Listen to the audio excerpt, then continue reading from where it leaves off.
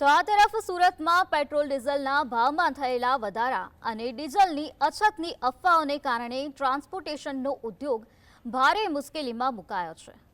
ઈંધણના ભાવ વધતા અને પૂરતું ડીઝલ ન મળવાને કારણે હજારો ટ્રકોના પૈડા થંભી ગયા, જેનાથી વેપારીઓનો માલ સમયસર પહોંચી રહ્યો નથી।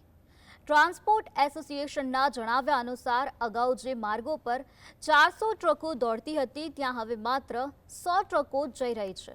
જો આ સ્થિતિ લાંબી ચાલશે તો આગામી દિવસોમાં ટ્રાન્સપોર્ટેશનના ભાડામાં વધારો થવો નિશ્ચિત છે, જેની સીધી અસર સામાન્ય જનતા પર અને બજારની મોંઘવારી પર પડશે।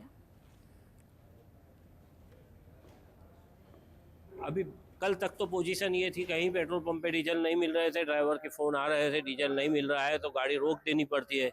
अगर गाड़ी रुकती है तो एक दिन अगर गाड़ी बंद है तो गाड़ी वाले का अगर महीने का किस्त है तो उसका 30वां हिस्सा उसको एक्स्ट्रा लग गया, ड्राइवर को एक दिन का एक्स्ट्रा खर्चा रास्ते में लग गया।